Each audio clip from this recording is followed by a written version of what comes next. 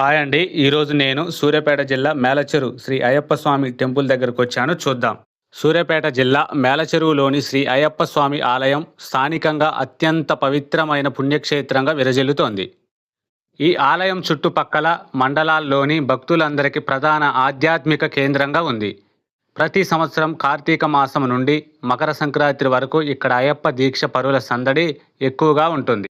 మేలచెరువు సమీప ప్రాంతాలలోని ప్రముఖ ఆలయాలలో ఒకటిగా ఈ క్షేత్రంలో అయ్యప్ప స్వామిని శాంతి మరియు ధర్మ రక్షణకు ప్రతీకగా కొలుస్తారు. మేలచెరువు గ్రామం ప్రధానంగా దాని పురాతన శ్రీ స్వయంభూ శంభులింగేశ్వర స్వామి ఆలయానికి ప్రసిద్ధి.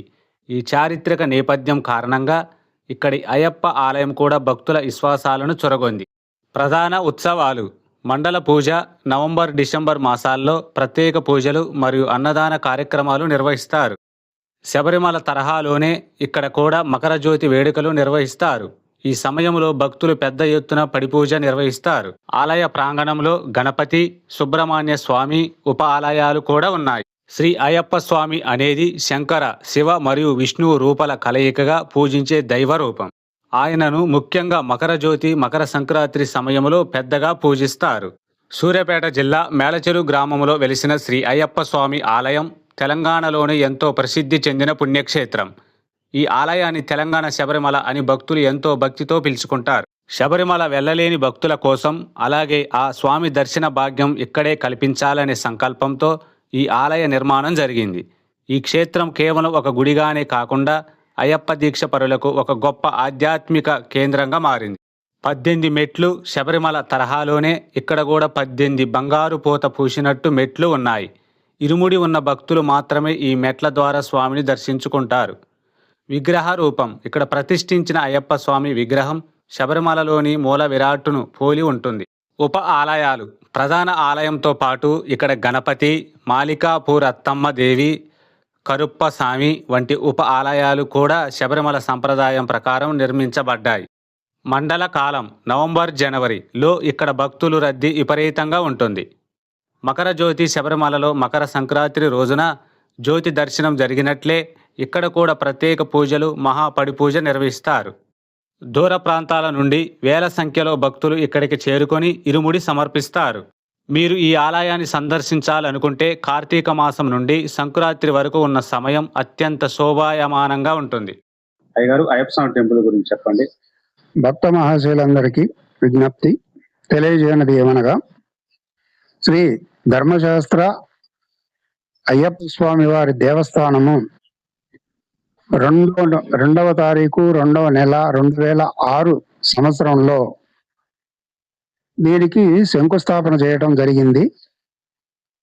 అదే నెల 17వ తారీఖు 2వ నెల 2006 ఇదే మేలచెరువు గ్రామంలో ఆ రోజు 13 ప్రతిష్టలు మరియు 5 ధ్వజస్తంభ ప్రతిష్టాపన కార్యక్రమం నిర్వహిస్తున్న సమయంలో ఈ యొక్క దేవాలయాన్ని పునరుద్ధరణకు నిర్మించడానికి గాను శంకుస్థాపన మరియు విగ్రహ ప్రతిష్ట కూడా 17వ తారీఖు రోజున 2వ నెల 2006 ప్రతిష్ఠించడం జరిగింది.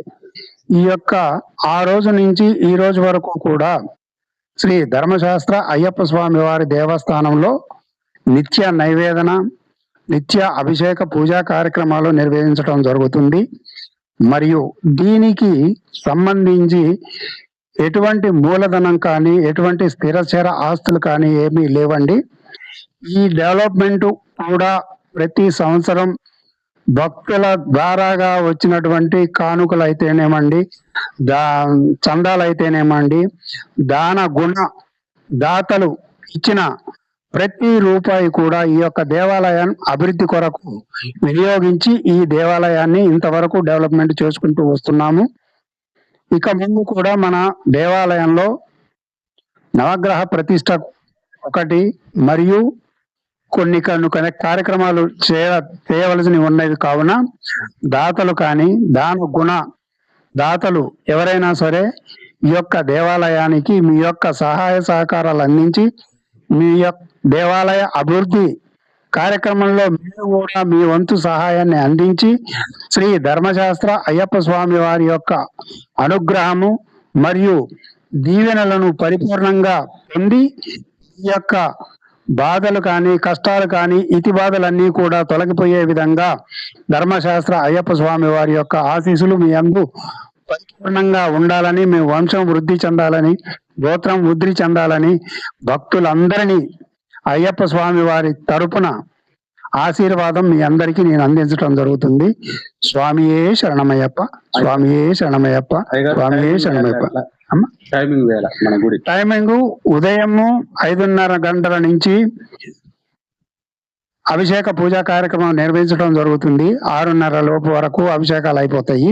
దాని తర్వాత అలంకారం జరుగుతుంది. అలంకారం తర్వాత భక్తులకి తీర్థ ప్రసాద వితరణ జరుగుతుంది.